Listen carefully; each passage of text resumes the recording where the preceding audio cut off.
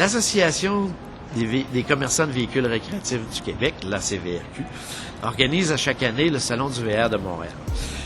Le Salon du VR de Montréal est un gros salon de véhicules récréatifs.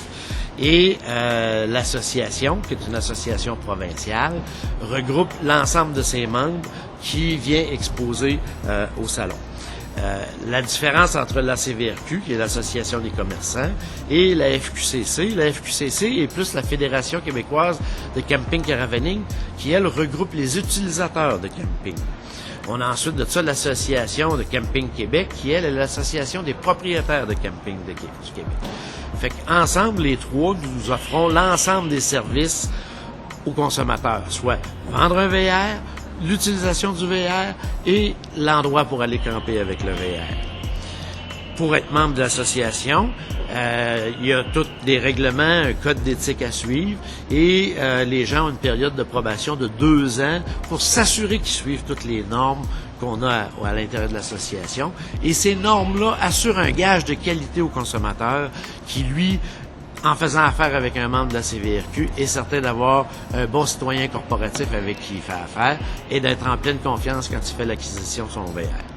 Nous organisons des formations pour nos membres de façon à s'assurer qu'ils répondent adéquatement aux demandes de l'industrie et du consommateur, que ce soit pour la réparation d'un VR, que ce soit pour la vente des VR, que ce soit aussi pour informer comme il faut le client à l'achat, que ce soit au niveau des contrats, des choses comme ça. La CVRQ va essayer d'encadrer l'ensemble de ces services-là pour que chacun de nos membres soit le plus professionnel possible auprès de la clientèle.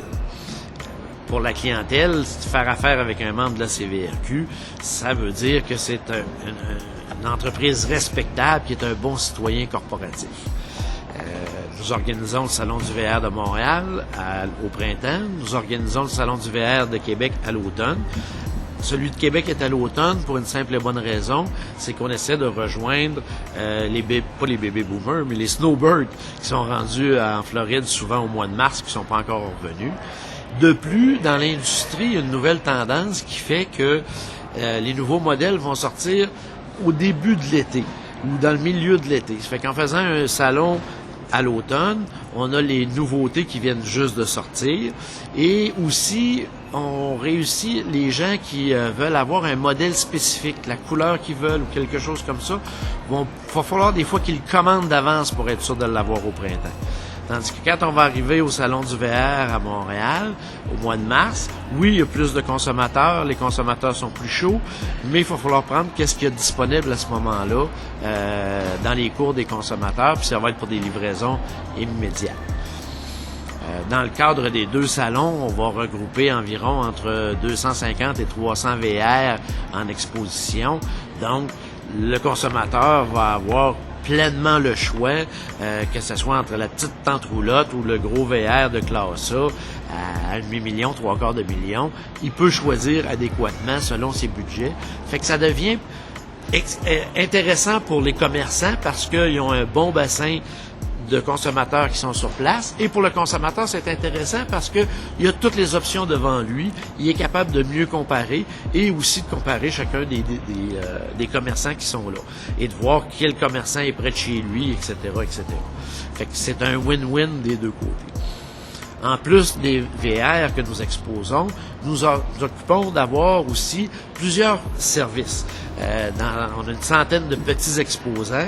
Les petits exposants vont être des services connexes, des pièces, des accessoires, des destinations à aller avec nos VR. Ça va être aussi des accessoires, je vous dirais, journaliers qu'on va s'occuper, mais adaptés au camping.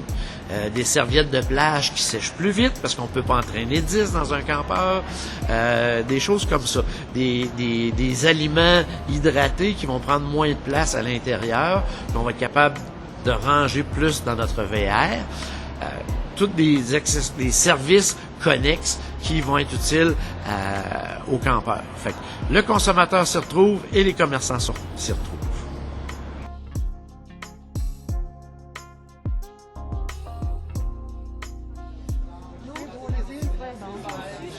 Ça commence? Vous avez déjà un guide de qui a été remis?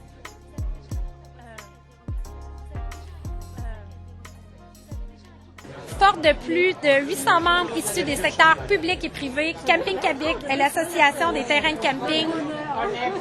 Depuis 1962, la mission est de promouvoir et favoriser le développement et la croissance de l'industrie du camping au Québec et de promouvoir la pratique des activités de camping. Nous sommes délégataires avec le ministère du Tourisme pour tout ce qui est des enregistrements au Québec de tous les campings. On produit également annuellement le guide depuis 1963, donc le guide du camping au Québec. Le guide est divisé en sections par région. Vous avez toutes les régions administratives du Québec.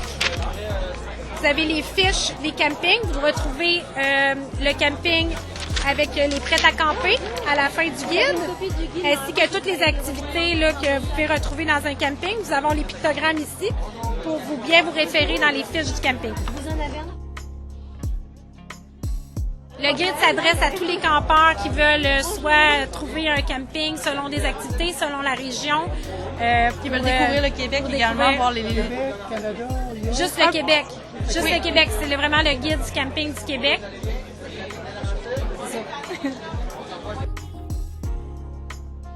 On vous invite à visiter campingquebec.com ou l'application GoCamping sur vos cellulaires pour pouvoir trouver toutes les références en camping au Québec dans notre guide ou sur Internet.